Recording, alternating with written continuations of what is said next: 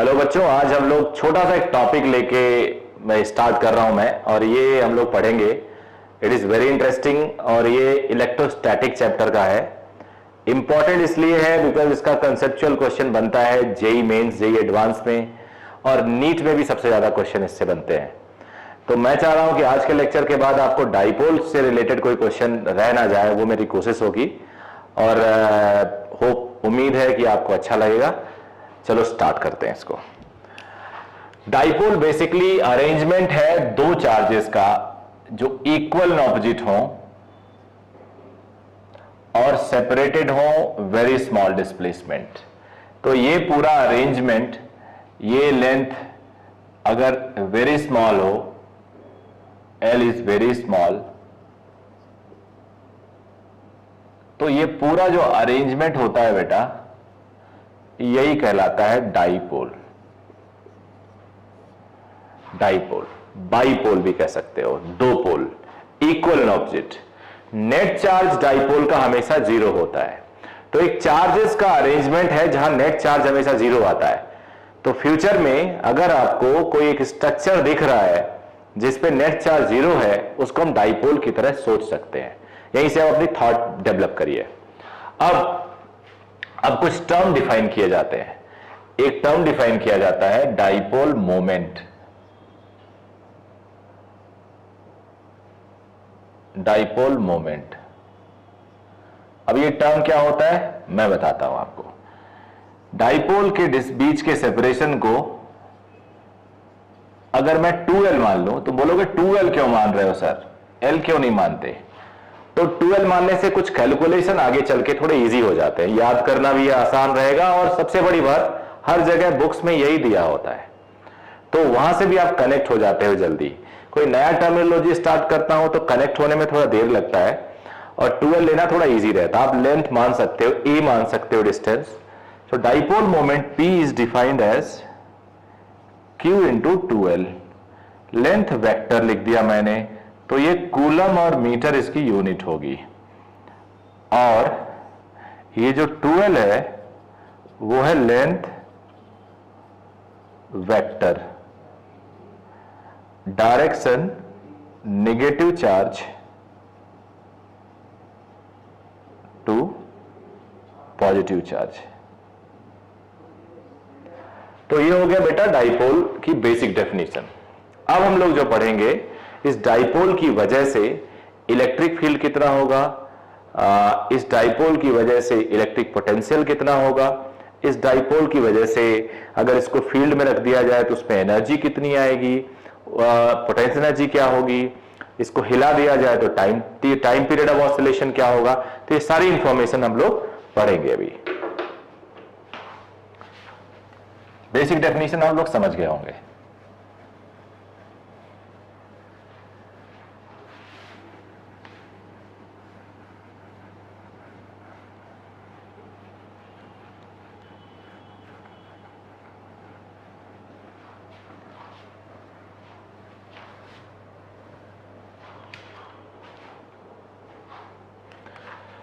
पहली हेडिंग है electric field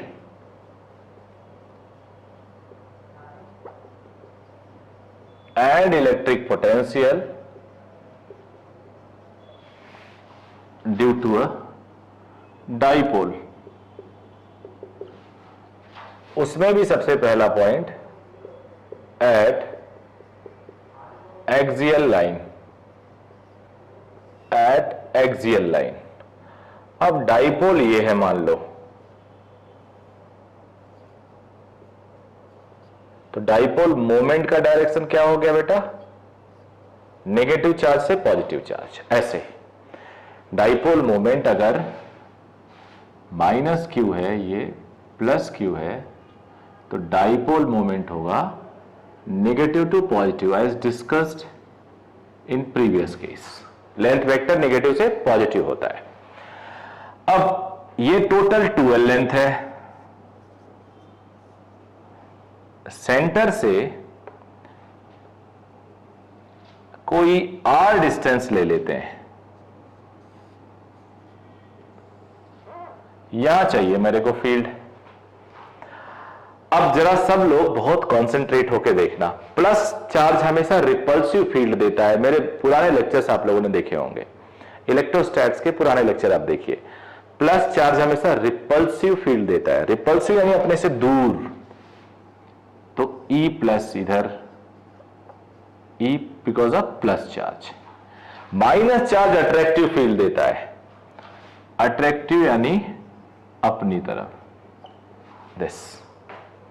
अब यहां पे मान लीजिए एक पॉइंट ये ए है, ये जो डिस्टेंस है वो पॉजिटिव का डिस्टेंस है, आर टोटल है, ये एल और एल है।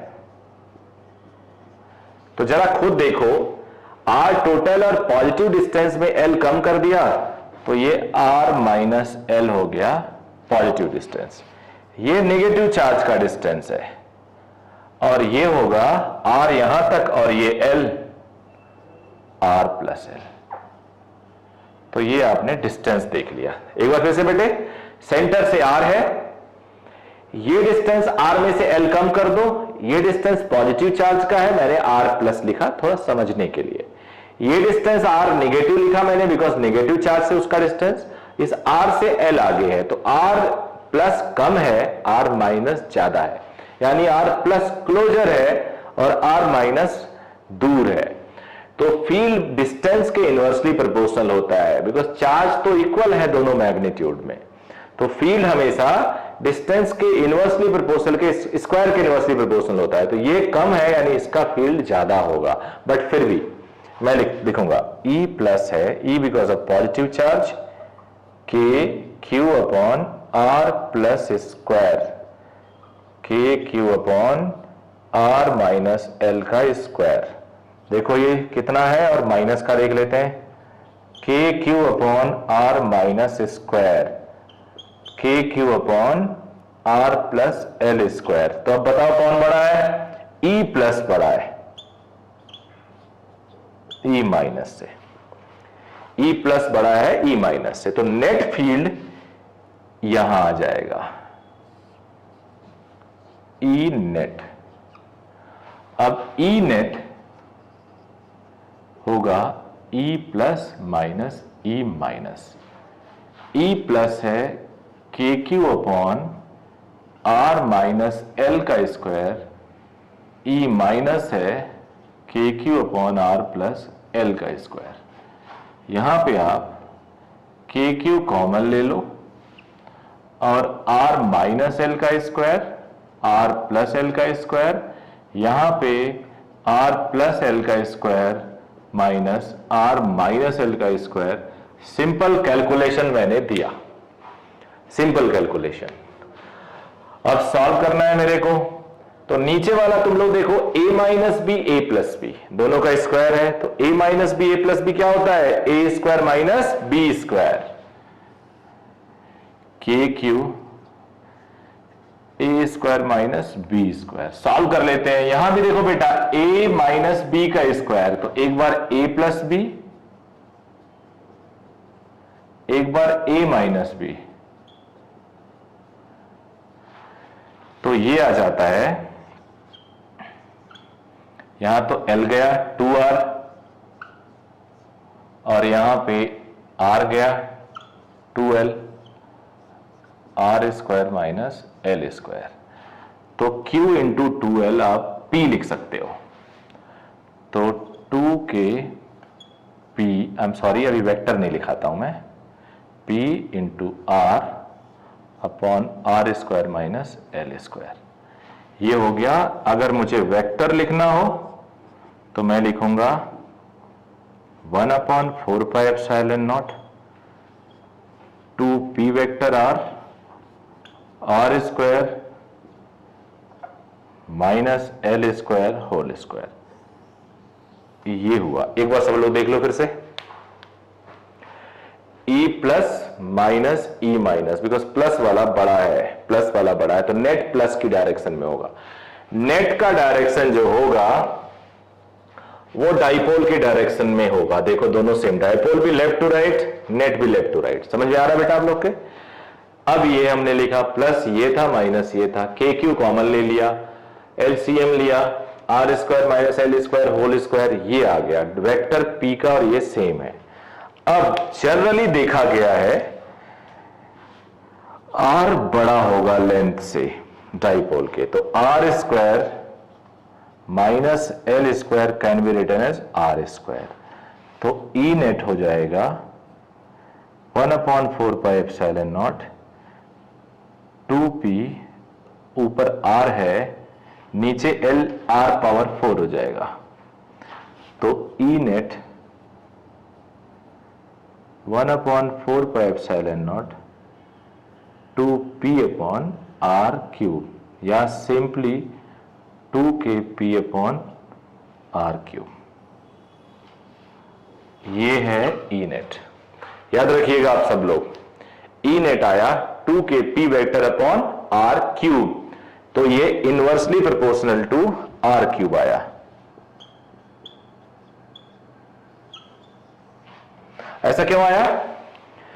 बिकॉज वैसे तो आपको पता है inversely proportional to R square होता है, तो थिंकिंग डेवलप करिए। थिंकिंग डेवलप ऐसे, डाइपोल में एक आर छुपा होता है, डाइपोल इटसेल्फ डिफाइन किया जाता है charge into length, charge into length, length यानी यूनिट मीटर। तो 1 मीटर डाइपोल में छिपा होता है, तो नीचे मीटर क्यूब है, 1 मीटर कैंसिल हो जाता है, इनवर्सली प्रोपोर्शनल टू 1/मीटर स्क्वायर ही आता है। तो ये हो गया, हमने निकाल लिया इलेक्ट्रिक फील्ड एक्सियल पॉइंट पे। अब इलेक्ट्रिक पोटेंशियल निकालते हैं। इट वाज इलेक्ट्रिक फील्ड, अब लिख भी लेना इलेक्ट्रिक फील्ड,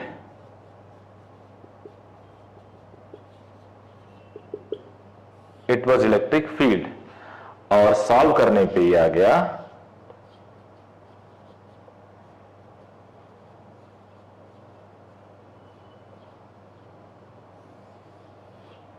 अब हम लोग पैरेलली पता करेंगे इलेक्ट्रिक पोटेंशियल। इलेक्ट्रिक पोटेंशियल पता करेंगे, जो स्केलर क्वांटिटी होती है उसमें डायरेक्शन की जरूरत नहीं है।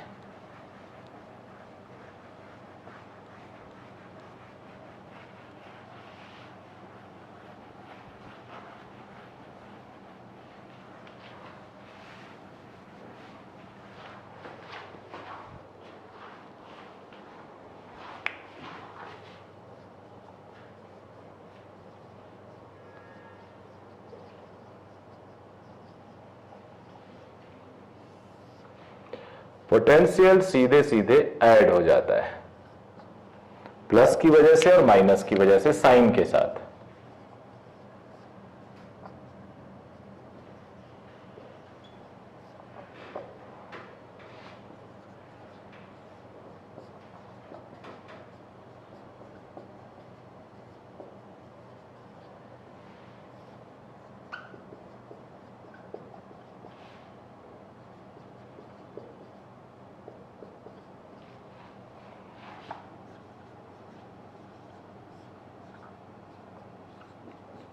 ए minus B A plus B, Q into 2l P हो जाएगा।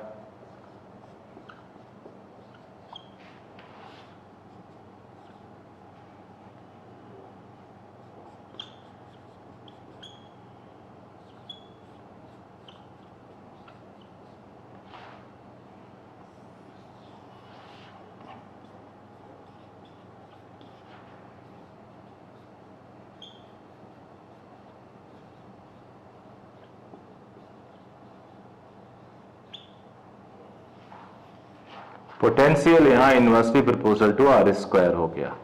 नॉर्मली क्या होता है, ये 1/r होता है चार्ज के लिए, तो यहां पे एक r छुपा हुआ है, मैं बता चुका हूं आपको, इसलिए पोटेंशियल ये हो गया। तो अभी पहली हेडिंग्स खत्म हुई हमारी एट एक्सियल लाइन। अब हम बात करेंगे एट इक्वेटोरियल लाइन पे, बी हेडिंग। आप लोग स्क्रीनशॉट लेने की जरूरत नहीं है, सीधे वीडियो रोक लीजिए और नोट कर लीजिएगा।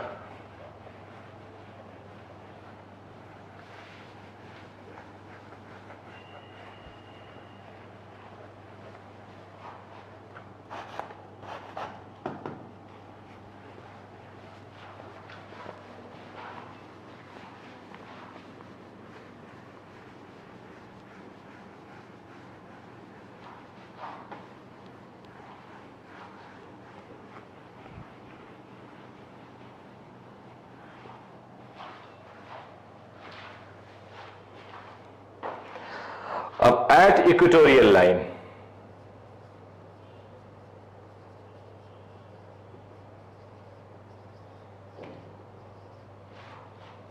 और परपेंडिकुलर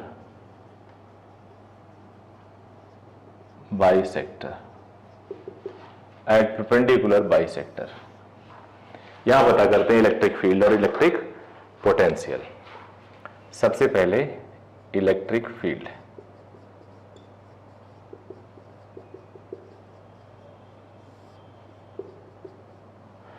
ये एक अरेंजमेंट में दिखाता हूं।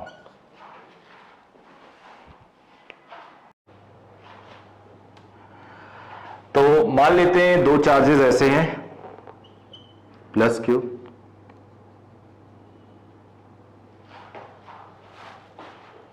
इसके परपेंडिकुलर बाइसेक्टर पे, इक्वेटोरियल लाइन पे हमें एक पॉइंट कंसीडर करना है। और नीचे लिख देता हूं, थोड़ा स्पेस मिलेगा तो बेटर होगा।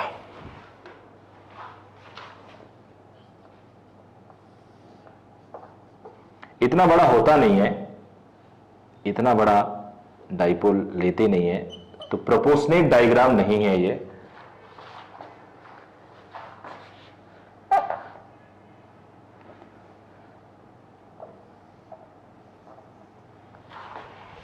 अभी भी सीधी नहीं बनी है, बट प्लीज इग्नोर इट। ये आर मान लिया, एक्स भी लिख सकते हैं, कई लोग एक्स भी लिखते हैं, उससे कोई फर्क नहीं पड़ता।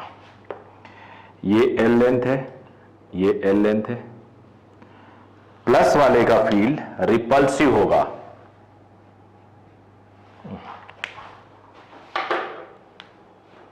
प्लस वाले का फील्ड रिपल्सिव होगा।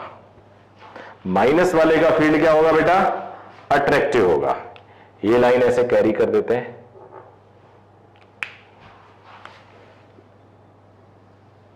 ये पॉजिटिव की वजह से फील्ड, नेगेटिव की वजह से फील्ड अट्रैक्टिव होगा टुवर्ड्स चार्ज। ये डिस्टेंस आर पॉजिटिव का और ये डिस्टेंस आर नेगेटिव का। अगर ये थीटा है तो नेचुरली ये भी थीटा, ये थीटा है तो ये भी थीटा। अब कुछ खास बात ये है, ई पॉजिटिव कितना है? Magnitude K Q upon R plus square. E minus क्या है? K Q upon R minus square. इतना क्लियर है, आर प्लस और अब आर माइनस इक्वल है, और ये है अंडर रूट, देखो ना पाइथागोरस थ्योरम से, R minus R plus equal है under root R square plus L square, जिसे तुम R square plus L square to the power half बोल सकते हो। तो यहां से E plus is equal to E minus, let it be E, say it is E। Resolve कर लेते हैं। E प्लस को रिजॉल्व करोगे, E कॉस थीटा, E हो गया है E sine theta. E minus को रिजॉल्व करो, थीटा की तरफ कॉस थीटा, दूसरी तरफ sine theta, 2E sign theta. ये आया, ये कैंसिल हो गया, इसको तो आपने रिजॉल्व कर दिया है, तो E नेट पीछे आया, it is E net. Dipole moment आगे है, direction of P from negative to positive, and net E that is electric field from my right to left. Dipole moment के ऑपोजिट डायरेक्शन, ये खास बात है इसमें। इक्वेटोरियल लाइन पे electric field dipole moment के ऑपोजिट, एक्सियल लाइन पे electric field dipole moment के डायरेक्शन में। यही कुछ बातें हैं जो आपको देखना है। थीटा इज यूनिफॉर्म, कांस्टेंट है थीटा, तो अब मैं ई नेट लिख सकता हूं,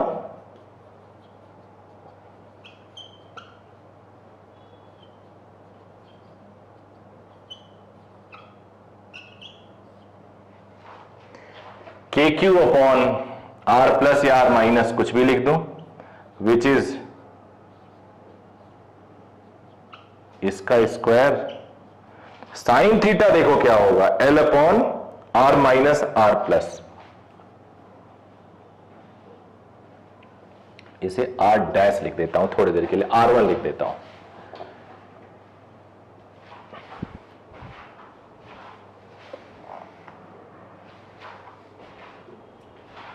R1 लिख दिया मैंने, X is L upon R1। तो ये हो गया के क्यू इंटू 2L, नीचे R1 cube, Q into 2L हो गया डाइपोल मोमेंट। तो E net K P upon R1 cube, K P upon R1 है under root L square plus R square, इसका पावर 3। इसको हम लोग लिख सकते हैं के पी 3/2 ई नेट। तो वेक्टर में लिखना हो 1/4πε0 माइनस पी, वेक्टर ऑपोजिट है 3/2। If R is very large then R square plus L square is R square only. अब R स्क्वायर पे 3/2 करोगे तो 3 पावर बचेगा,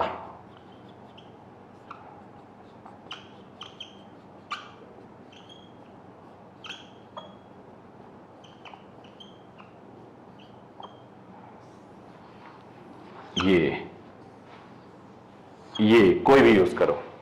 फिर से एक बार फिर से, ये डिस्टेंस इक्वल है R प्लस R माइनस, दोनों को मैंने R1 मान लिया, which is equal to Pythagoras theorem से under root R square plus L square. R distance है वो पॉइंट का, प्लस चार्ज से फील्ड रिपल्सिव बाहर, माइनस चार्ज अट्रैक्टिव अपनी तरफ, दोनों का मैग्नीट्यूड सेम है, यहां से मैंने देख लिया, E बोल दिया। तो E का component E sin theta, E cos theta, E का component E sin theta, E cos theta, sin cos theta cancel, sin theta add up, तो नेट E हो गया 2E sin थीटा। E की value KQ by R square, R को हमने R1 माना था यहां पे, और sin theta perpendicular upon hypotenuse, यहां भी L अपॉन R1 हो गया। ये वैल्यूज पुट कर ली हमने, सॉल्व कर लिया, Q इंटू 2L को P लिखा, R1 था under root L square plus R square, उसका हमने क्यूब किया, रूट मतलब 1/2 पावर, ये हो गया डाइपोल मोमेंट, और ये ऑपोजिट है तो माइनस वेक्टर लगाने पे माइनस साइन, R स्क्वायर बहुत बड़ा है, L स्क्वायर को इग्नोर कर दिया, तो ये हो गया, हमने निकाल लिया इलेक्ट्रिक फील्ड। थोड़ा डिफरेंस देखो, यहां इलेक्ट्रिक फील्ड उतनी ही दूरी पे एक्सियल के कंपेयर में आधी है मैग्नीट्यूड में, एक्सियल पे था 2kp/r³ और इक्वेटोरियल पे kp/r³। तो एक्सियल के कंपेयर में आधी इलेक्ट्रिक फील्ड, ये टर्म एज सच याद रख लेना, एक्सियल कंपेयर में आधी इलेक्ट्रिक फील्ड। अब पोटेंशियल,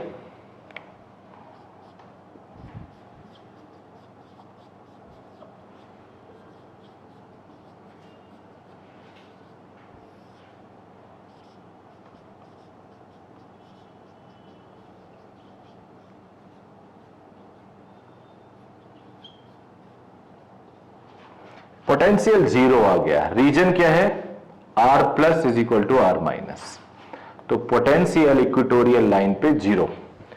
इक्वेटोरियल लाइन को वैसे भी हम इक्वी पोटेंशियल लाइन कहते हैं, which is zero.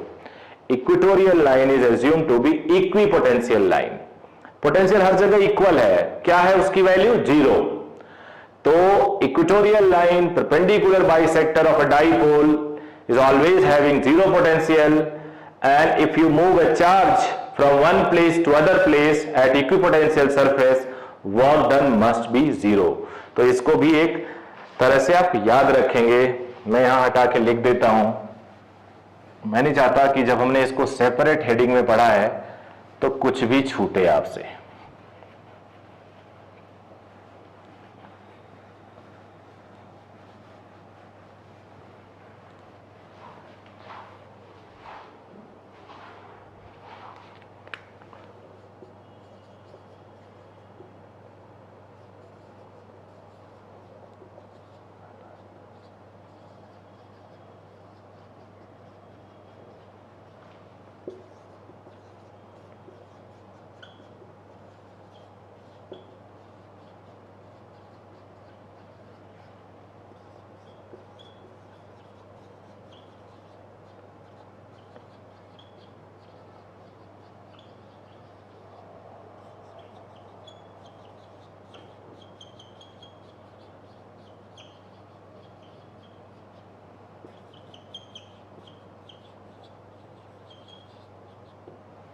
Equatorial line is equipotential line having zero potential, so work done in moving a charge from one place to another on it is zero.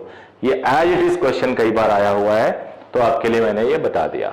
तो हमने equatorial line पढ़ लिया, हमने axial line पढ़ लिया, दोनों पे हमने पोटेंशियल निकाल लिया, दोनों पे हमने फील्ड निकाल लिया। अब मैं और बताता हूं, अभी हमने पढ़ा एक्सियल पे इतना, इक्वेटोरियल पे इतना, एक्सियल पे पोटेंशियल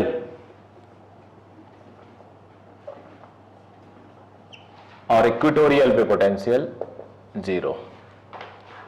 अब अगर तुम्हें पीछे भी देखना, मान लो ये डाइपोल है, इसके पीछे भी देखना है ऐसे, तो यहां भी फील्ड ऐसे होगा, ये P है, E parallel, E parallel, equatorial पे E perpendicular, E perpendicular.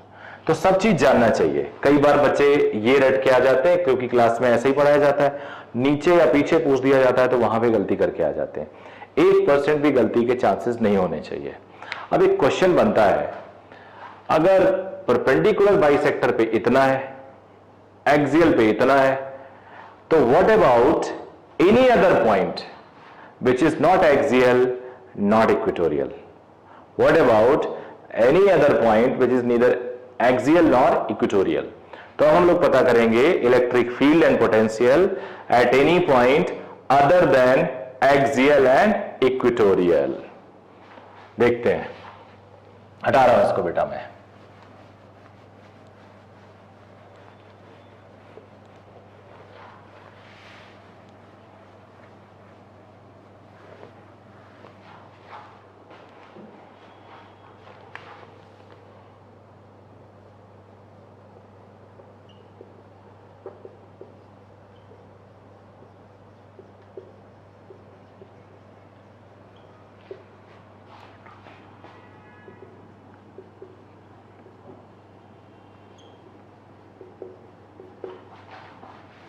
At any point in space,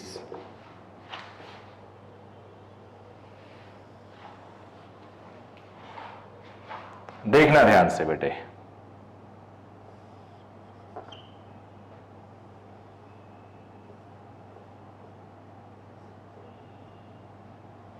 मुझे यहां चाहिए,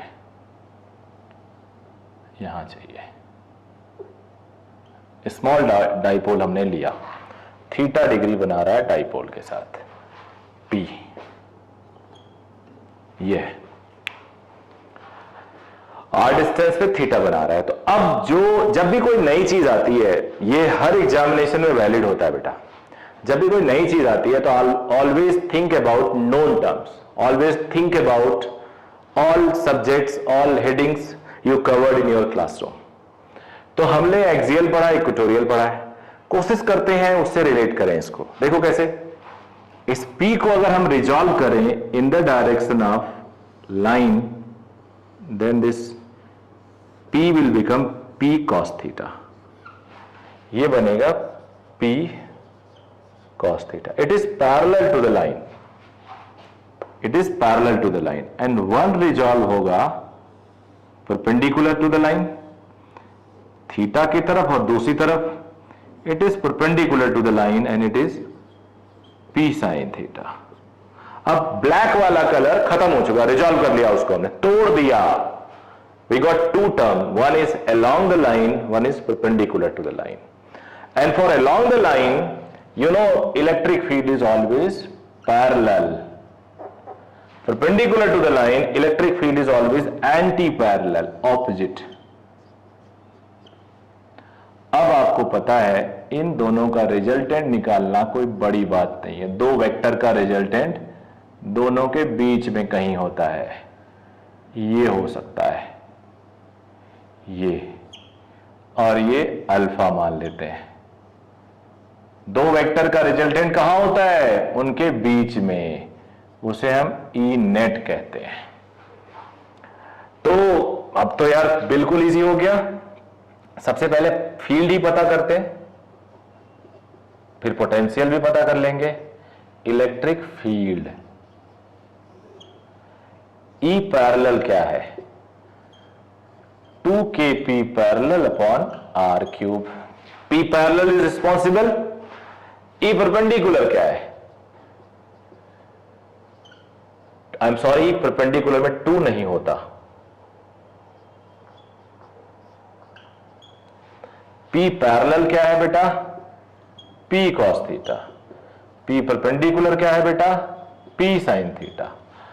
अब दो वेक्टर 90 डिग्री पे है, तो रिजल्टेंट क्या होगा? Under root E perpendicular square E parallel square.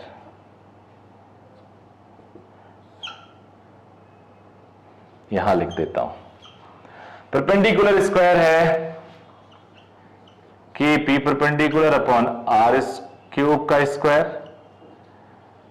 2kp parallel upon R cube का square.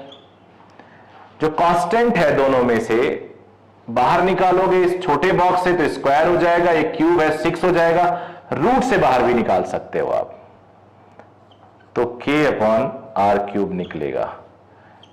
p perpendicular square 4p parallel square, k upon R cube, p perpendicular p sine theta, 4p parallel p cos theta, p बाहर आ जाएगा,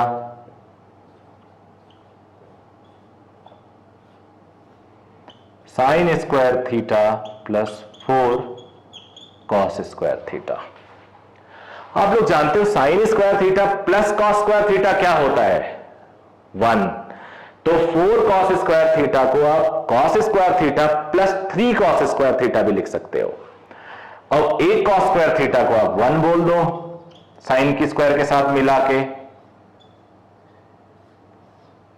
तो 3 cos square theta बचेगा। It is E net. ये हो गया E net. अब alpha भी निकाल लेते हैं। अल्फा निकालने के लिए ई पैरेलल tan अल्फा सीधे लिख देता हूं। इधर देखो बेटा, ई पैरेलल है, ई परपेंडिकुलर है, ई है, tan alpha perpendicular upon base perpendicular है, ये वाला बेस है, ये वाला। किसी को वेक्टर में भी डाउट है क्या? अगर वेक्टर में डाउट है तो ही मेरे पास सॉल्यूशन है उसका। आप लिख सकते हो ई पैरेलल को E net cos alpha, E perpendicular को ई नेट साइन अल्फा, फिर डिवाइड करो this upon this, you will get this. अब ये डिपेंड करता है कि आप लोगों ने कितनी 11वीं पढ़ाई की। वेक्टर इंपॉर्टेंट है। एक वेक्टर एक लेक्चर में वेक्टर पे बनाने वाला हूं बहुत जल्दी। जैसे डाइपोल मैंने सोचा एक अलग चैप्टर है, छोटा सा, मतलब इतना छोटा भी नहीं है, ऐसे में एक चैप्टर में एक बनाऊंगा वीडियो वेक्टर पे, बहुत जल्दी आपको मिलने वाला है। तो यहां पे आप ई पैरेलल को परपेंडिकुलर को लिख सकते हो, कहां गया ये, KP perpendicular upon R cube, 2kp parallel upon R cube, so it is p perpendicular upon 2p parallel। p perpendicular है p sin थीटा, ये p cos थीटा, तो tan alpha is tan theta upon 2, alpha is tan inverse tan theta upon 2। ये हो गया। But अभी मेरा mission complete नहीं हुआ। ना पोटेंशियल नहीं हो तो अलग से बताऊंगा ही बताऊंगा। कुछ और क्या है? Angle with dipole, angle of net electric field, angle between E net and P. अब देख बेटा, पी ये था, लाइन ये है, ई ये है, तो हॉरिजेंटल के साथ कितना बना रहा है ये? Alpha plus theta, theta plus alpha, theta plus tan inverse tan theta by 2। Theta के साथ डाइपोल के साथ, डाइपोल हॉरिजॉन्टल था, कितना एंगल बना रहा, थीटा प्लस अल्फा। तो कई बार डाइपोल के साथ एंगल पूछा जाता है और बच्चे ये रटे होते हैं, ये लिख के आ जाते हैं। ये एक बड़ा मिस्टेक हो सकता है आप लोग का। तो फील्ड निकाल लिया, it is KP by R cube under root 1 plus 3 cos square theta alpha which is the angle of E net with R axis is tan inverse tan theta by 2. Angle of E net with dipole is theta plus alpha and theta plus alpha is theta plus tan inverse tan theta by 2. अब potential निकालते हैं, अब electric potential निकालते हैं।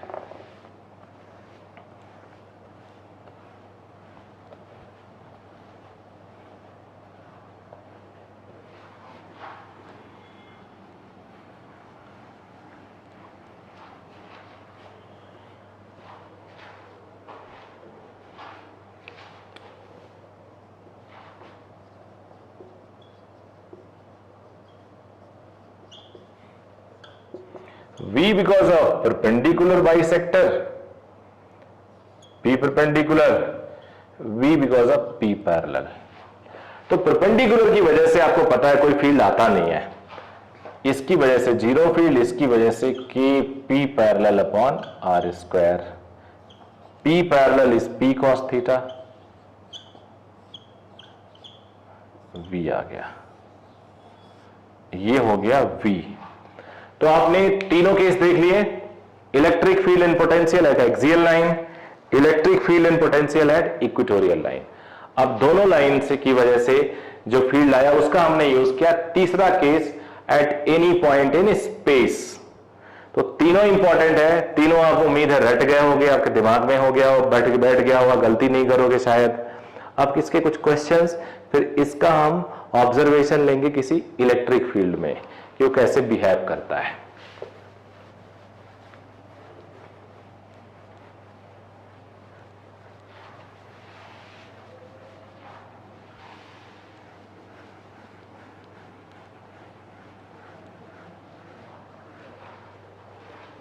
एक example मेरे दिमाग में आ रहा है जो मुझे डाइपोल पे आपको बताना चाहिए।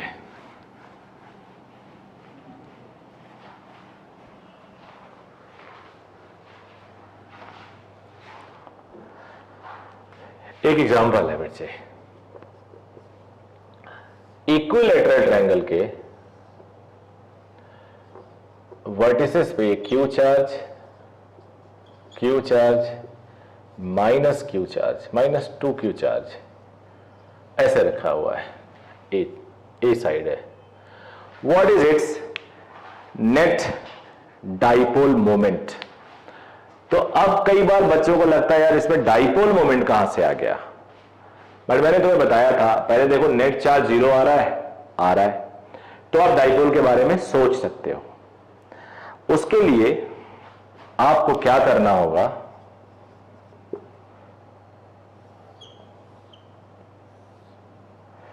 ये जो प्लस चार्ज है एक माइनस के साथ पेयर बनाओ, एक माइनस के साथ इस प्लस का पेयर बनाओ। तो अब एक डाइपोल ये हो जाएगा, एक डाइपोल ये हो जाएगा, बीच में 60 डिग्री है, नेट डाइपोल 30 पे आएगा,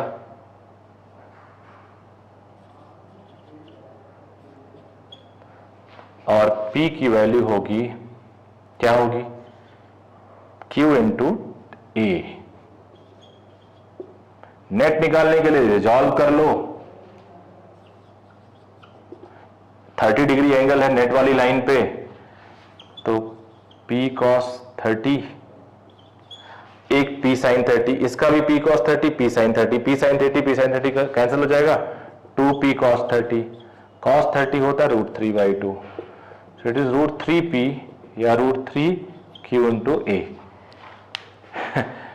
मैं जानबूझ के इसको ऐसे पढ़ाया, जल्दी पढ़ाया कि कुछ बच्चे सोचे कि यार उन्हें नहीं आ रहा है। अगर आपको इमीडिएटली नहीं समझ में आ रहा है तो यू आर मिसिंग समथिंग, आप पीछे हो रेस में, बुरी बात नहीं है, आप जान गए ये अच्छी बात है। बट रेस में पीछे हो आप, मान लो इस P का ये 30 डिग्री है, तो P का एक कंपोनेंट P cos 30, एक कंपोनेंट P sin 30। इस P का भी एक कंपोनेंट P cos 30, तो 2P cos 30 हो गया, एक P sin 30, ये कैंसिल हो जाएगा, 2P cos 30 आएगा जो मैंने लिखा है। दूसरा तरीका, देसी मेथड, दो वेक्टर 60 डिग्री पे हैं, a square plus B square plus 2ab cos theta, p square 2p square 2p square cos theta 1/2 cancel हो गया, under root 3p square p root 3 Q है। ये सबके समझ में आएगा। यहां बच्चे मिसिंग होते हैं। अगर आपको कोई स्टेप जो रेगुलर स्टेप्स है नहीं आ रहा है, तो आप अपने दोस्तों से पीछे हो जिनकी प्रिपरेशन बेटर चल रही है। अब मैं आपको कुछ और इंटरेस्टिंग बात बताने वाला हूं।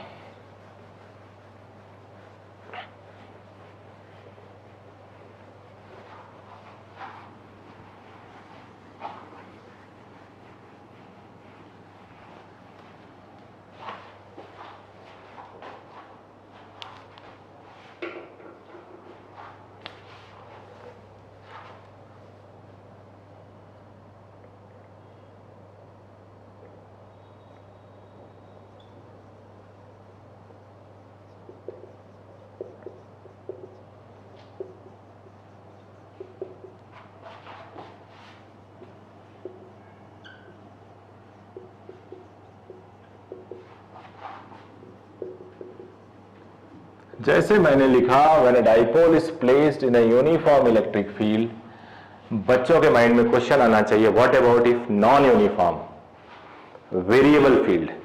तो जानबूझ के मैंने ये डिस्कशन किया कि मैं जिक्र करूंगा आज, डोंट वरी। देखते हैं, कई चीजें देखनी है हमें इसमें।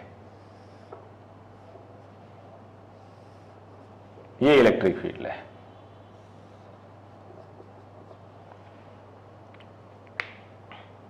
दो तीन सिचुएशन देखते हैं,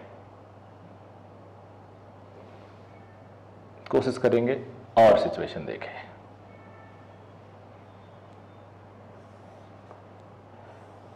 कॉन्सेप्ट क्लियर करना बेसिक फंडामेंटल है, हमारा बेसिक टारगेट है अभी।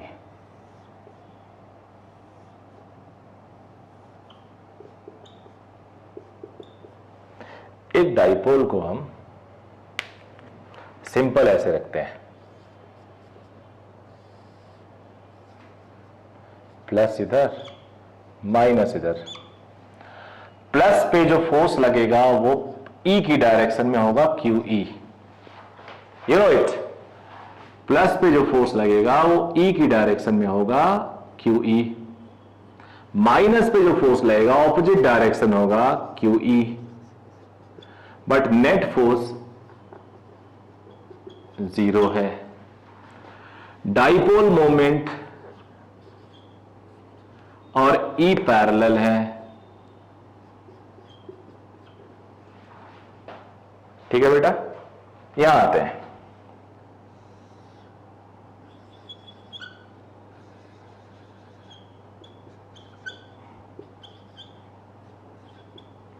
प्लस पे इधर फोर्स, माइनस पे इधर फोर्स, ये डाइपोल मोमेंट है। Theta is less than 90 degree. Theta क्या है? Angle between P and E।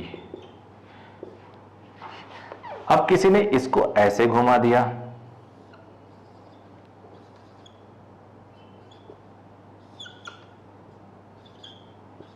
QE QE।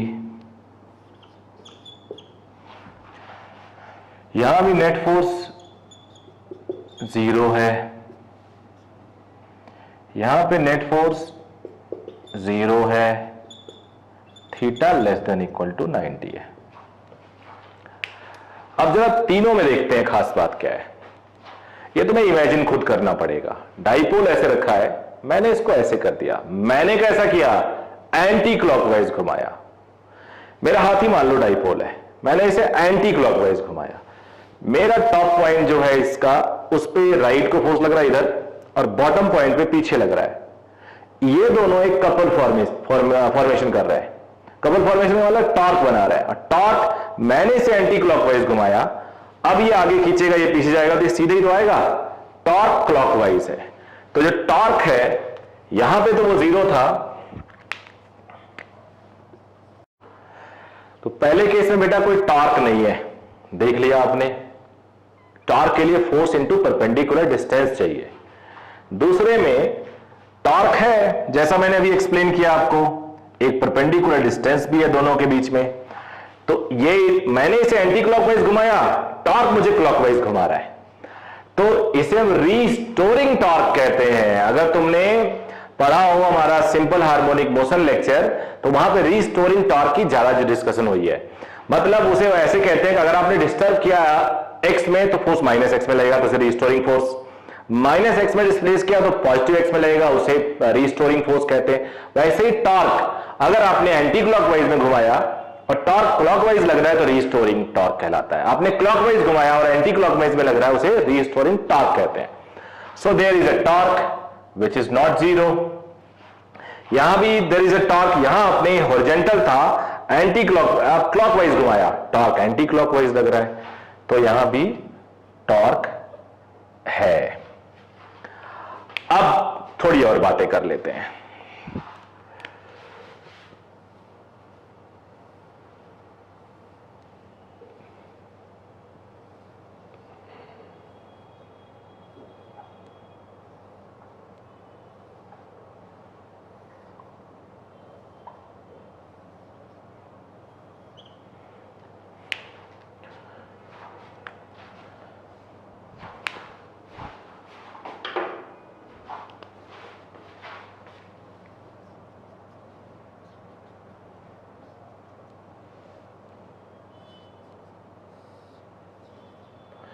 Plus इधर कर देता हूं, माइनस इधर कर देता हूं।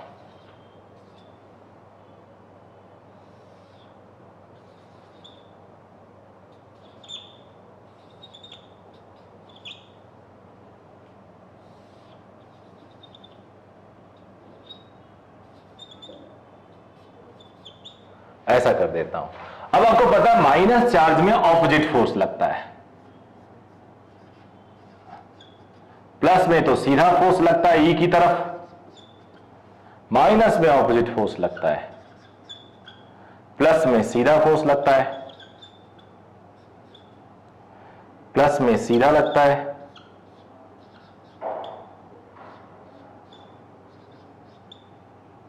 अब यहां पे डाइपोल इधर है, यहां पे डाइपोल इधर है, यहां पे डाइपोल इधर है।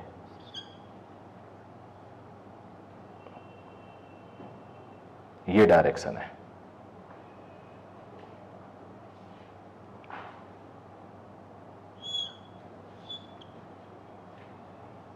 इधर से थीटा दिखा देता हूं मैं, इंटरेस्टिंग होने वाला है काफी।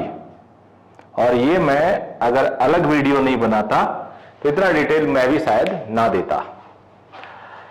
यहां पे फोर्स 0 है,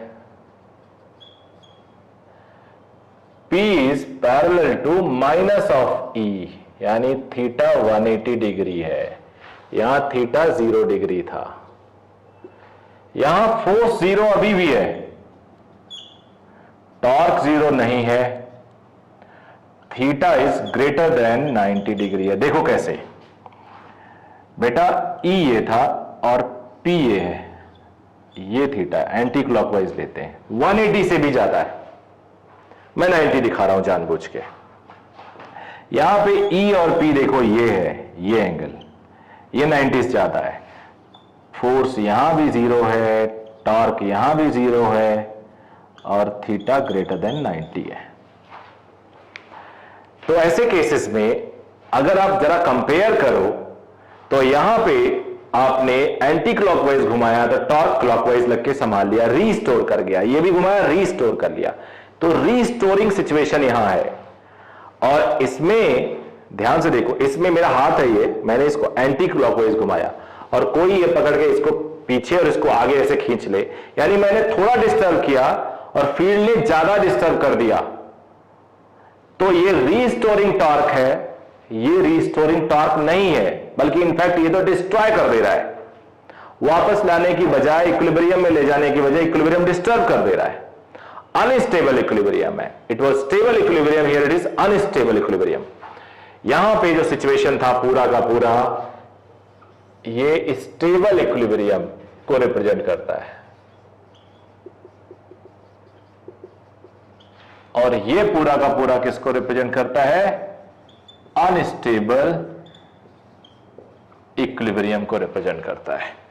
समझ गए आप लोग? अब एक चीज और बताता हूं आपको, इसमें ज्यादा नहीं बताऊंगा, थोड़ा सा बता, चलो दो डायग्राम बना देता हूं।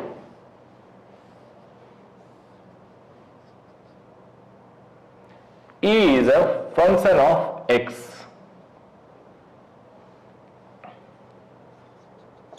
x 0 है,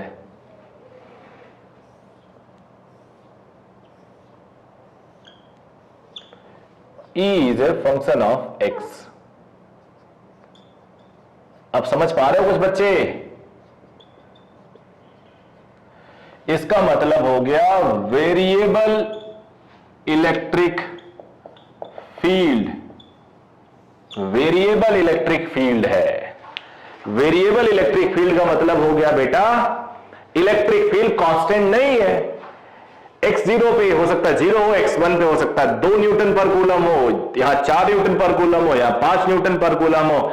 means it is varying with space, it is varying with distance. There may be two type of variable electric field. One is with time and other is with space. Time के साथ अगर बदल रहा है तो एक second में E1 है, अगले सेकंड में E2 है, अगले सेकंड में E3 है, तो टाइम के साथ बदलेगा। तो अगर मैं एक डाइपोल ले लेता हूं, ये यहां पे लगेगा QE मान लो,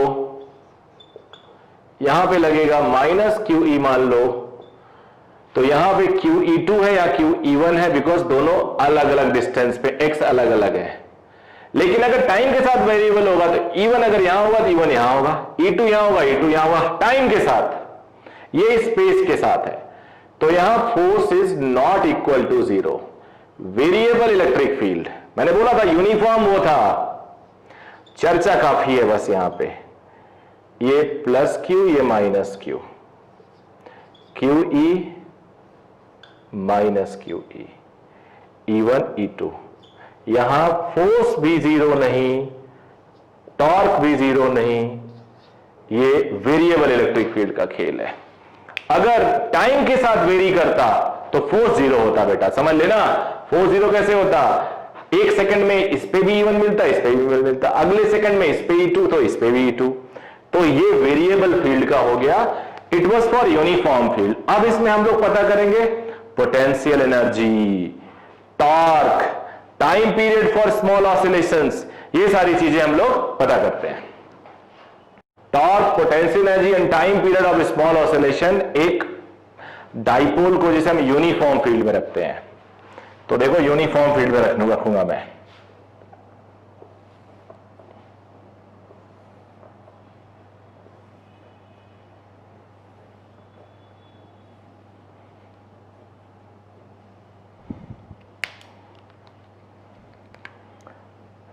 इनिशियल डायरेक्शन डाइपोल का ये था, मैंने डिस्टर्ब कर दिया। प्लस चार्ज है QE, माइनस चार्ज है QE ऑपोजिट डायरेक्शन में। लेंथ इसका 2L मान लेते हैं। ये डिस्टेंस 2L, ये थीटा हो गया, थीटा की तरफ कॉस थीटा, दूसरी तरफ बेटा साइन थीटा। अब डाइपोल मोमेंट का डायरेक्शन नेगेटिव टू पॉजिटिव है। टॉर्क,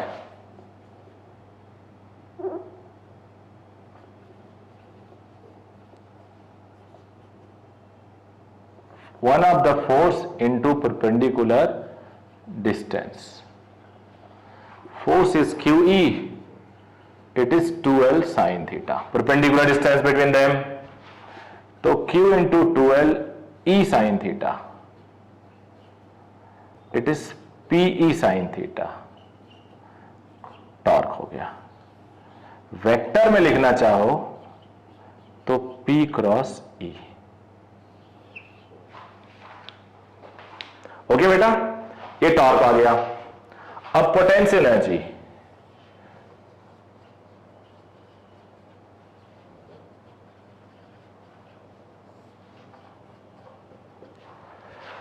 पोटेंशियल एनर्जी निकालने से पहले थोड़ी सी चीज, कुछ वर्क डन निकाल लेते हैं। Normal work done,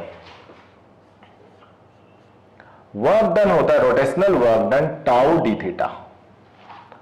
rotational work done tau D theta होता है। डी थीटा को थीटा 1 से थीटा 2 तक इंटीग्रेट कर देते हैं।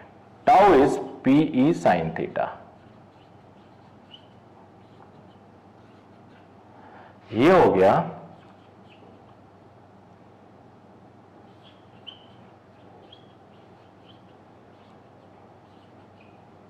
Minus PE cos theta, limit theta 1 से थीटा 2।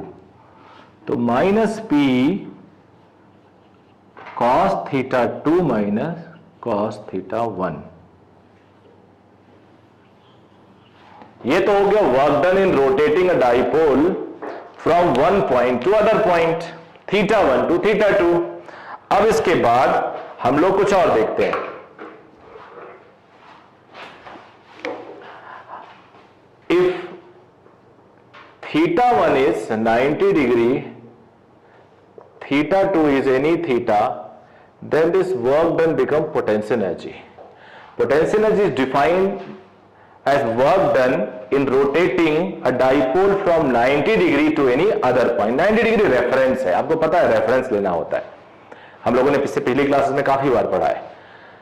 तो U is equal to minus PE sine, I am sorry ये 0 डिग्री है, any theta sine theta minus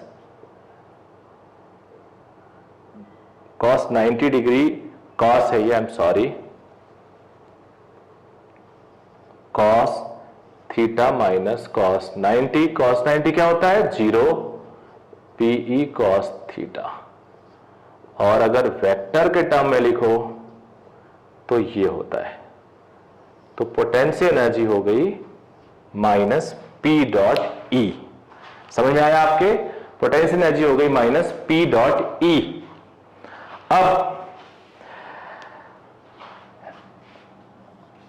minus P dot E cos theta, if theta is 0 degree, potential is minimum minus PE। If theta is 180 degree, potential is maximum। एक body stable कब होती है? जब वो अपने least potential पे हो, as I told you in mechanics. अगर किसी की मैकेनिकल एनर्जी सबसे कम है, ग्रेविटेशन में मैंने बोला है, अगर किसी की पोटेंशियल एनर्जी सबसे कम है तो मोस्ट स्टेबल है वो। मैंने एग्जांपल दिया था, कोई अगर लेटा हुआ है और खड़ा हुआ और बैठा हुआ है, तीनों में सबसे ज्यादा स्टेबल कौन है? लेटा हुआ, मोस्ट कंफर्टेबल। जो खड़ा हुआ है वो सबसे अनस्टेबल है, क्योंकि उसकी पोटेंशियल एनर्जी हाई है। ऐसे ही मैंने एग्जांपल दिया था कि ये सिचुएशन, ये सबसे स्टेबल है बिकॉज ये लीस्ट पोटेंशियल पे है अपने, ये मोस्ट अनस्टेबल हाईएस्ट पोटेंशियल पे है, ये न्यूट्रल इक्विलिब्रियम में है। तो वैसे ही ये अनस्टेबिलिटी को रिप्रेजेंट करता है, जो मैंने इससे पहले 3 केसेस बताए ना, थीटा 90 डिग्री से कम, 90 डिग्री से ज्यादा, और उसके बाद पैरेलल। तो पैरेलल अगर है तो मोस्ट स्टेबल, ये unstable. Stable equilibrium, unstable equilibrium, ये अनस्टेबल। तो याद रखना, P और E में एक्यूट एंगल होगा तो स्टेबल होगा, अदरवाइज वो अनस्टेबल होगा। टॉर्क आ गया, पोटेंशियल एनर्जी आ गई। अब टाइम पीरियड भी बोला है मैंने, time period for small oscillation, तो वो मैं यहां बता देता हूं। Time period of small oscillation,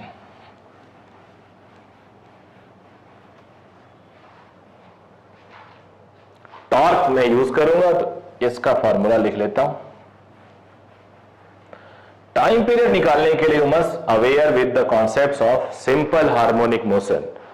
मैंने एक लेक्चर सिंपल हार्मोनिक मोशन का बनाया विच इज अप्रॉक्स 2 आवर्स, वो कंप्लीट है। उसमें अगर उसको आप देखोगे तो इसमें restoring torque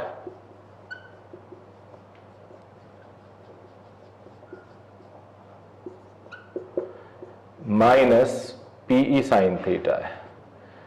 theta is very small, SHM बहुत छोटे थीटा के लिए कराया जाता है, 3-4 डिग्री के लिए, तो साइन थीटा थीटा हो जाएगा। टॉर्क होता आई अल्फा,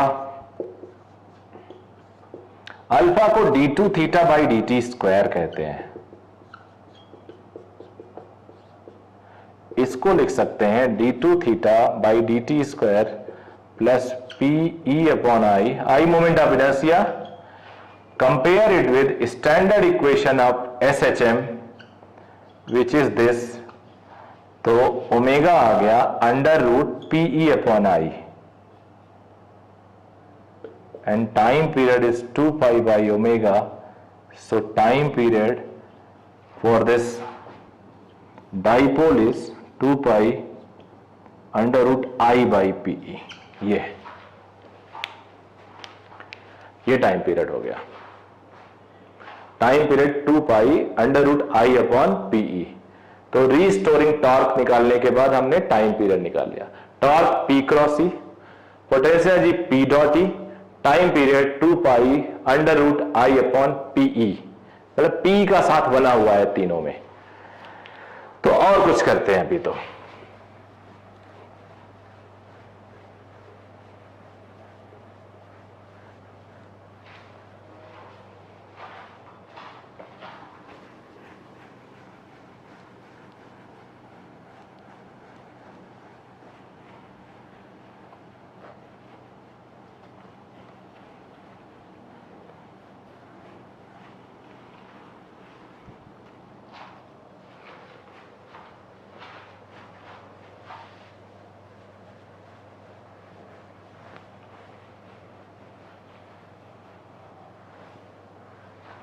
थोड़ी आपके अंडरस्टैंडिंग के लिए एक चीज और कर देता हूं मैं।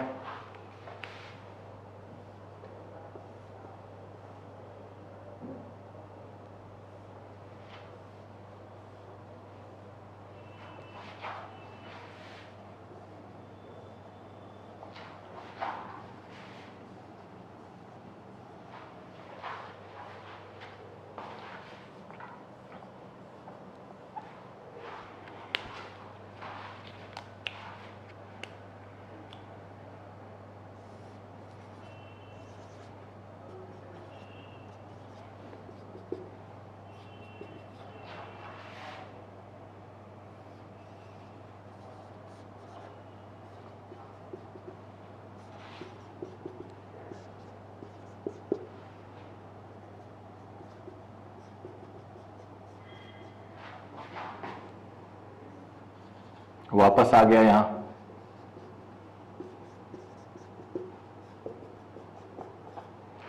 इधर चला गया ड्यू टू इनर्शिया,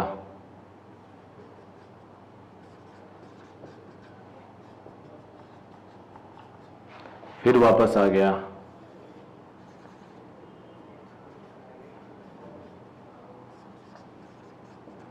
ये इसका टाइम पीरियड कंप्लीट हो गया बेटा। तो ये पूरा टाइम पीरियड का था हमने जो अभी आपको मैंने डिस्कस किया। यहां से फिर वापस आया, फिर इधर गया, ऐसे ऐसे ऐसे ऑसिलेशन करेगा ये। ओके बेटे, अब आगे बढ़ते हैं नेक्स्ट हेडिंग। अब जो बताने वाला हूं वो और ज्यादा इंपॉर्टेंट है। वो अगर कॉम्पिटिटिव एग्जाम में आता है तो कम ही बच्चे सॉल्व कर पाते हैं। हम लोग अब कंप्लीशन की तरफ बढ़ रहे हैं।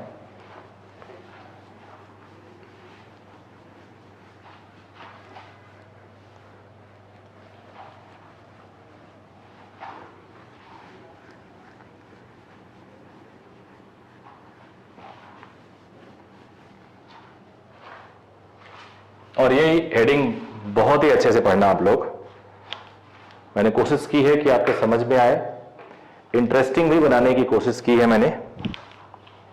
And heading is dipole interaction.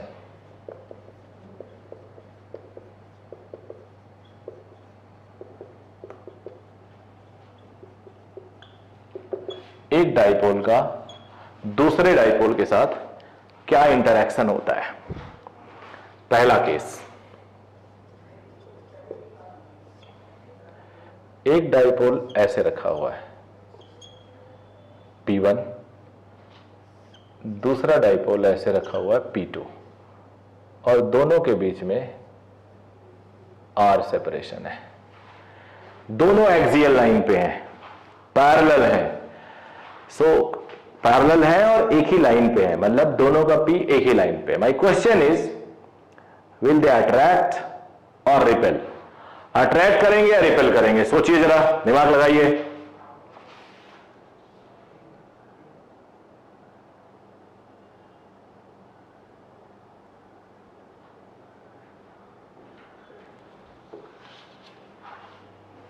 Time लगाइए, आप लगा लिया होगा। आंसर है अट्रैक्ट करेंगे। देखो कैसे, आप सोचो ये माइनस है, ये प्लस है, ये माइनस है, ये प्लस है, तो प्लस और minus is closure then plus and plus. ये एक लॉजिक है। दूसरा लॉजिक है, डिराइव करते हैं, अगर इनके बीच में फोर्स नेगेटिव आ जाता है तो अट्रैक्टिव है, पॉजिटिव आ जाता है रिपल्सिव है। आपस में इनकी पोटेंशियल एनर्जी क्या होगी वो भी देख लेते हैं। यानी हम लोग क्या देखने वाले हैं, इनके बीच की पोटेंशियल एनर्जी क्या होगी, इनके बीच में फोर्स कितना लगेगा, ये दोनों चीजें हम एक्यूरेटली फाइंड आउट कर सकते हैं। तो अब फोर्स निकालने के लिए जब आपको डाइपोल दिया गया है, सेपरेशन दिया नहीं है, तो आप सुपरपोजिशन वाला प्रिंसिपल नहीं लगा सकते कि इसके बीच का फोर्स निकाल लें, इसके बीच का निकाल लें, इसके बीच का निकाल लें। No, it is not possible. तो कुछ और सोचो। फोर्स और पोटेंशियल एनर्जी में एक रिलेशन होता है, फोर्स और पोटेंशियल एनर्जी में एक रिलेशन होता है, और फोर्स होता है माइनस du/dr। याद करो, कंजर्वेटिव फोर्स, ये कंजर्वेटिव ही है, तो पोटेंशियल निकालना ज्यादा इजी है। तो अब मैं जो बताने वाला हूं, इसकी वजह से इसके ऊपर field, I can say P1 is placed in the electric field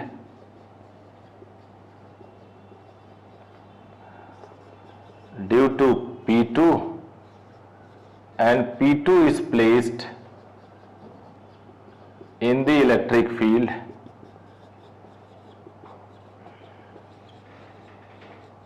due to P1। जरा इसका मतलब सोचो। मेरे बगल में एक डाइपोल है, डाइपोल की वजह से इलेक्ट्रिक फील्ड होता है, अभी थोड़ी देर पहले पढ़ा है, एक्सियल पे भी होता है, इक्वेटोरियल पे भी होता है, बाकी स्पेस में होता है। मैं खुद डाइपोल हूं तो मेरे ऊपर खुद की वजह से फील्ड नहीं आएगा। मेरे बगल में एक डाइपोल है, उसकी वजह से मेरे ऊपर फील्ड आएगा, दैट इज श्योर। सिमिलरली उस डाइपोल को मेरी वजह से फील्ड मिलेगा। तो ये जो दोनों डाइपोल है, मैंने इनको स्पेस में रख दिया ऐसे, but they are placed in a field of each other. ये इसकी फील्ड में है और ये इसकी फील्ड में है, ये इसकी फील्ड में है, दोनों एक्सियल लाइन पे है। तो एक्सियल लाइन पे जो फील्ड होता है ये E@2 because of 1। Let me define it.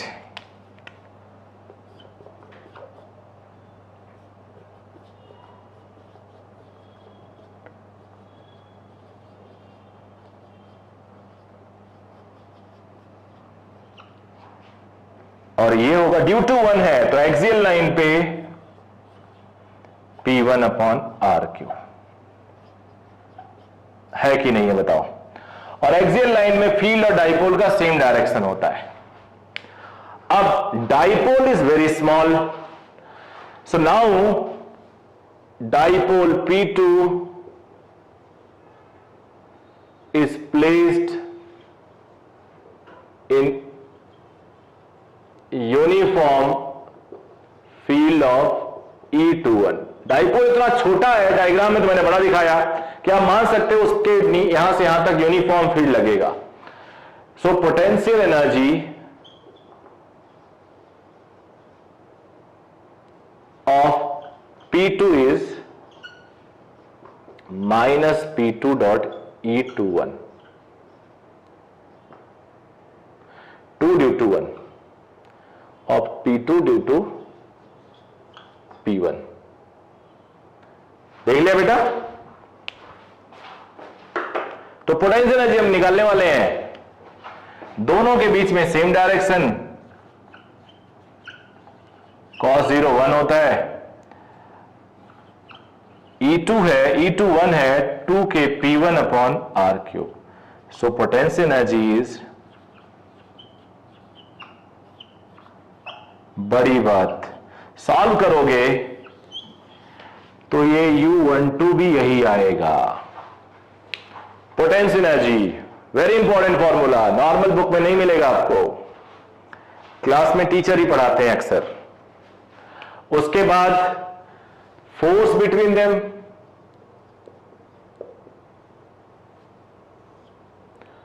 It is minus 2 1 या 1 2 दोनों सेम है,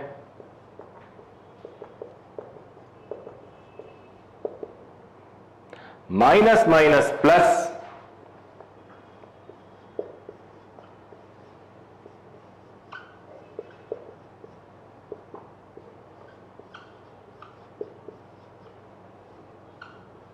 ये फोर्स आ गया,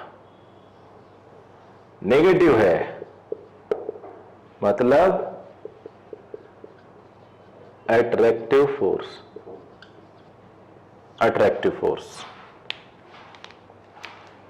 अट्रैक्टिव फोर्स आ गया। समझ गए आप लोग?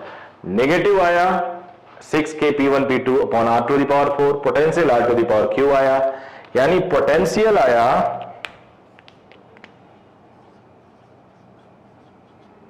और फोर्स आया। ऐसा क्यों आया? पोटेंशियल तो जनरली 1 अपॉन आर पे प्रोपोर्शनल होता है, तो P में एक डिस्टेंस छुपा हुआ, इस P में एक छुपा हुआ, तो डिस्टेंस स्क्वायर ऊपर नीचे क्यूब, तो 1 अपॉन आर ही होगा। फोर्स 1 अपॉन आर स्क्वायर होता है, एक डिस्टेंस इसमें छुपा हुआ है, एक डिस्टेंस इसमें छुपा हुआ है, इसलिए 1 by R to the power 4 हुआ। तो केस 1 था when both are at there axial position. अब केस 2 करेंगे हम लोग, याद रखना इस केस में ऐसा आया, ये अट्रैक्ट कर रहे हैं। केस 2, तो बेटा ये डाइपोल का दूसरा केस है, यहां भी पैरेलल है बट एक्सियल लाइन में नहीं है, शायद इक्वेटोरियल लाइन में है, तो ये डिफरेंट केस है, यहां डिफरेंट आंसर मिलेगा। अब मुझे बताओ ये अट्रैक्ट करेंगे या रिपेल करेंगे? सोचो, वीडियो रोको, सोचो। तो ये रिपेल करेंगे, बिकॉज प्लस प्लस का डिस्टेंस क्लोजर है as compare to plus minus, और वैसे भी फोर्स पॉजिटिव आएगा। तो चलो मैं बताता हूं आपको। अब ये दोबारा डिस्कस करने की जरूरत नहीं है, ये इसकी फील्ड में होगा, ये इसकी फील्ड में होगा, तो किसी एक पे फोर्स और पोटेंशियल निकाल लेते हैं। इसकी वजह से इक्वेटोरियल लाइन पे फील्ड ऑपोजिट होता है, E21 electric field on two due to 1, ये होगा k P1 upon R cube. अब since E21 and P are anti-parallel, so potential energy between them, potential energy of 2 due to 1 minus P2 dot E21, दोनों के बीच में 180 degree, तो plus cos 180 minus 1 होता है, P2 E21। E21 की value हम लोग निकाल चुके हैं, तो it is K P1 P2 R cube. ये पोटेंशियल आ गया। इससे पहले क्या आया था? Minus 3K P1 P2 by R cube. अब फोर्स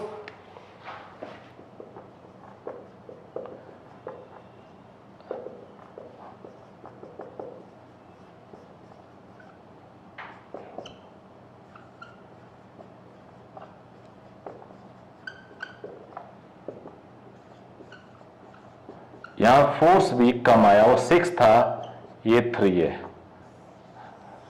और फोर्स आया रिपल्सिव फोर्स। तो समझ में आ गया बेटा आप लोग के? डाइपोल डाइपोल इंटरेक्शन यहीं तक था। अब कुछ और चीजें बताऊंगा मैं आपको, ये वीडियो रोक के आप नोट कर लेना।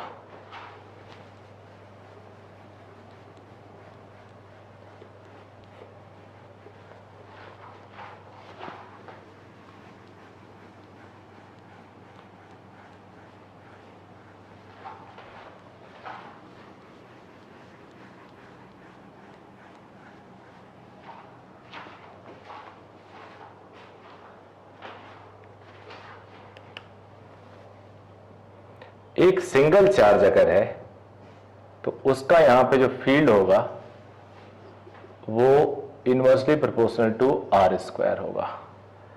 एक डाइपोल होगा तो उसका यहां पे फील्ड होगा आर क्यूब। इसका पोटेंशियल जो होगा वो इनवर्सली प्रोपोर्शनल टू आर होगा, इसका पोटेंशियल होगा inversely proportional to R square. ये तो एक केस हो गया। ऐसे ही एक चार्ज यहां डाइपोल ड्रॉ कर देता हूं, ये दूसरे कलर से लिख देता हूं, थोड़ा डिस्टिंग्विश करना है आप लोग को।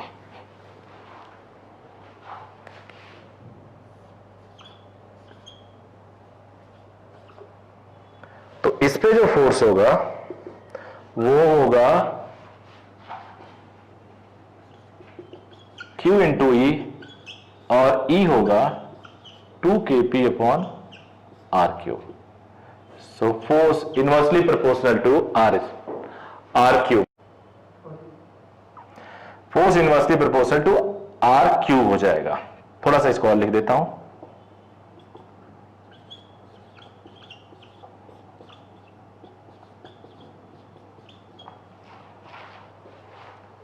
अब अगर दो डाइपोल हो तो पोटेंशियल इनवर्सली प्रोपोर्शनल टू, तो पहले चार्ज कर देता हूं फिर डाइपोल कर देता हूं। जितने ही पॉसिबल केसेस हो सब जान लो। तो इनके बीच में भी force directly proportional to 1 upon R square, potential directly proportional to 1 upon R. दो डाइपोल हो तो force inversely proportional to 1 R to the power 4, potential 1 upon R square. ये हो गया। तो इस तरह से आप लोगों ने पूरा का पूरा ये डाइपोल डाइपोल इंटरेक्शन समझ लिया। अब नाउ आई डोंट थिंक कि कुछ छूटा हुआ है। अगर छूटा हुआ होगा तो आप लोग कमेंट बॉक्स में एक मैसेज करना। आप लोग कोशिश करूंगा कि एक मिसलेनियस आखिरी में जब वीडियो बनाऊं जिसमें हर चैप्टर का कुछ ना कुछ जो छूटा हुआ पार्ट है वो कवर हो जाए। तो I hope by this way, by my small effort, you must be learning, must be gaining. आप लोग अपने टारगेट की तरफ अच्छे से बढ़ रहे होंगे। आप लोग सिलेक्शन 100% इस बार लोगे। मे बी को आप लोग डायरेक्ट टच में ना हो मेरे, मे बी मैं आपको पढ़ाया नहीं हूं, मे बी आप अविरल के स्टूडेंट्स नहीं हो, लेकिन फिर भी आप अविरल क्लासेस से जुड़े हैं डायरेक्टली इनडायरेक्टली, आपको बहुत बहुत बधाई। और इस बार गोल्डन अपॉर्चुनिटी है आप लोग को सिलेक्शन के लिए। सिलेक्शन लीजिए और आगे बढ़िए। That's my wish. All the very best. Thank you बेटे।